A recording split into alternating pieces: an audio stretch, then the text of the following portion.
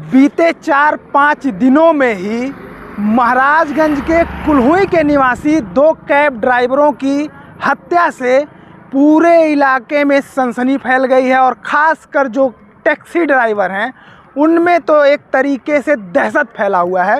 नमस्कार, मेरा नाम है सतीश और आप देख रहे हैं चौथा स्तंभ। बीती रात सोनौली थाना क्षेत्र के अंतर्गत आने वाले पुरैनिया चौराहे के पास जो कुल्हुई के कैब चालक हैं श्रवण पाठक नाम के, उनकी हत्या एक व्यक्ति द्वारा कर दी गई और मौके पर हम मौजूद हैं। यही वो जगह है जहां पर कैब ड्राइवर की हत्या की गई। पूरा खून फैला हुआ है। आपको बता दें कि यहाँ के जो लोग बता रहे हैं कि 10 बजे रात को इधर से स्विफ्ट डिजायर बता रहे हैं वो गाड़ी थी, उसी में एक व्यक्ति जो है वो नेपाल का बताया जा रहा है। नेपाल में कोई नौडियामा करके एक जगह है वहीं का। उसने सबसे पहले गोरखपुर से नौतनवा के लिए कैब को बुक किया। उसके बाद वह 10 बजे रात को यहाँ पर पहुँचा और ये अभी पुलिस बता रही है क्या कारण है वो तो बाद में पता चलेगा, लेकिन कुछ उनमें कहा सुनी हुई। उसके बाद जो उसमें सवार था जिसने कैब को बुक किया था, उसने एक कैंची जो है जो टेलर इस्तेमाल करते हैं कटिंग की, उसके जो एक भाग होता है उसमें बोल्ट लगा हुआ था, उसको निकाल के अलग कर दिया गया था और उसी से दूसरे वाले कैंची से उसको घोंप कर हत्या कर दी गई थी। यहाँ पर जब 10 बजे उसकी हत्या कर दी जाती है तो जो आरोपी था, जो अपराधी है, वह दरवाजे को बंद करके यहीं से चला गया। और यहाँ के प्रत्यक्षदर्शियों से जब हमने बात किया तो वो बता रहे हैं कि जिसको चाकू मारा गया था वो ये यहीं से उतर के, और ये घर है, चूँकि 10 बजे की घटना है तो लोग नॉर्मल लोग जगते ही हैं, लोग घर के बाहर बैठे थे यहाँ के लोग जो बता रहे हैं। उसके बाद ऐसे ही भागते हुए इस घर के पास सामने गया है और उस मतलब चिल्लाने लगा बचाओ बचाओ। तो यहाँ के जो लोग बता रहे हैं कि चूँकि नवरात्र भी है और इस रास्ते पे वही होता है ना कि रात में नशेड़ी वगैरह घूमते हैं, तो लोग बता रहे हैं कि हमें लगा कि पहले वो नशे में है, लेकिन जब नज़दीक जाकर देखा तो वह खून से लथपथ था। उसके बाद वो यही जो स्थल है यहाँ खून वगैरह फैला हुआ है, यहीं पर वो गिर जाता है।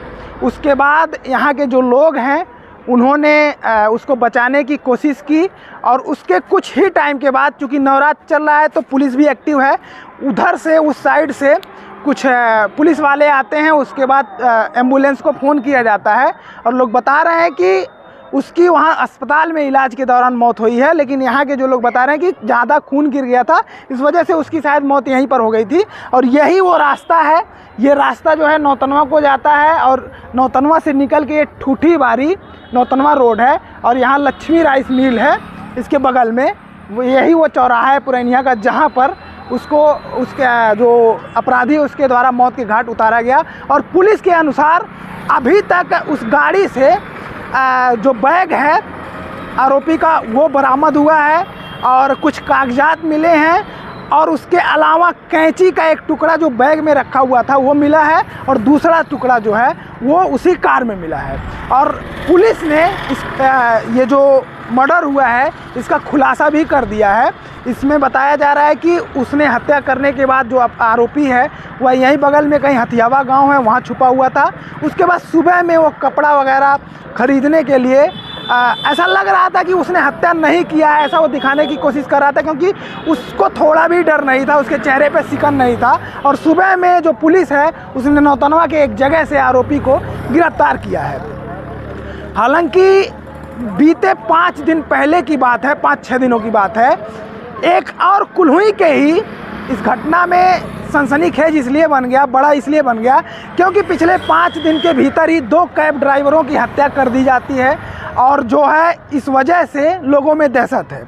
पिछला जो घटना हुआ था 29 या 28 तारीख की है पिछले, उसमें कुल्हुई के जो कैब ड्राइवर थे इरफान, जिनके कैब को गोरखपुर से लखनऊ एयरपोर्ट के लिए बुक किया गया था, 3 लोगों के द्वारा जो पुलिस से जानकारी मिल रही थी बुक किया गया था और उसको ले जा करके अगले सुबह उनकी जो गाड़ी है इरफान की वह गोंडा में बरामद होती है और उनका शव एक तालाब में नृशंस तरीके से, मतलब खून से लथपथ बड़ी बुरी तरीके से मारा गया था उनका बरामद हुआ था। और अभी तक मुझे ये कंफर्म नहीं हो रहा है कि उस घटना का खुलासा हुआ है कि नहीं, लेकिन महाराजगंज पुलिस ने इस घटने का कुछ ही घंटे में खुलासा कर दिया है। सबसे बड़ा सवाल यही है कि कैब ड्राइवरों के ऊपर हमला, और दोनों कैब ड्राइवर जो हैं वो कुल्हुई के ही निवासी निकल रहे हैं, बताए जा रहे हैं। तो यह कहीं ना कहीं इत्तेफाक तो नहीं हो सकता।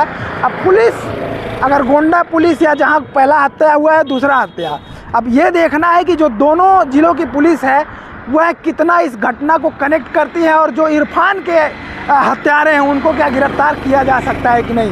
ये देखिए, पुलिस को लगभग 10:30 बजे अपने गश्त से लौट रहे हमारे 2 बीट के आरक्षी जो थे, उनको अचानक सूचना प्राप्त हुई कि कहीं पे एक लावारिस गाड़ी खड़ी है। तो जैसे उस लावारिस गाड़ी के पास पहुंचे हैं तो गाड़ी का नंबर देखने पे जानकारी हुई कि यह गाड़ी संख्या UP 56T 5650 इसमें, और इसके ड्राइवर थे श्रवण पाठक। वो घायल अवस्था में गाड़ी से निकले थे और यहाँ स्थानीय लोगों ने उनको तत्काल देखा। पुलिस द्वारा मौके पे पहुँच के उनकी स्थिति को देखते हुए उनको तत्काल पास के सरकारी अस्पताल भेजा गया, जहाँ पर अभी उनकी मृत्यु हो गई है इलाज के दौरान। और गाड़ी में से एक लावारिस बैग हमें मिला है और कुछ ID मिली है एक व्यक्ति की, तथा लावारिस एक उस बैग में से एक चाकू का टुकड़ा मिला, एक कैंची का टुकड़ा मिला है। आधे टुकड़े से इनके ऊपर हमला किया गया है और आधा टुकड़ा उस बैग में मिला है। तो पुलिस इन सभी साक्ष्यों के आधार पे अभी कार्रवाई कर रही है। प्रथम दृष्टया ऐसा प्रतीत हो रहा है कि ये किसी पैसेंजर को, क्योंकि ये टैक्सी की गाड़ी चलाया करते थे और गोरखपुर से लौटे थे आज शाम में, और लगभग 10 बजे के आसपास इन्होंने टोल क्रॉस किया था और यहाँ पहुँचे हैं लगभग 10:15 साढ़े 10 के बीच के समय, ऐसा प्रतीत हो रहा है। उस समय पहुँचे हैं और इनके गाड़ी में कोई एक पैसेंजर था जो टोल के फुटेज में भी प्रदर्शित हुआ है। और इस प्रकार की जो बाकी चीज़ें हैं वो अभी पुलिस द्वारा बॉडी को पोस्टमार्टम हेतु भिजवाया जा रहा है और मुकदमा पंजीकृत करते हुए अग्रिम कार्रवाई की जा रही है। इसमें लगातार हमने यहाँ के आसपास की कॉम्बिंग करने के लिए, क्योंकि यहाँ के स्थानीय लोगों द्वारा बताया गया है कि गाड़ी में से जो पैसेंजर था जिसका बैग लावारिस स्थिति में हमें गाड़ी में मिला है वो यहाँ से निकल के भागा है।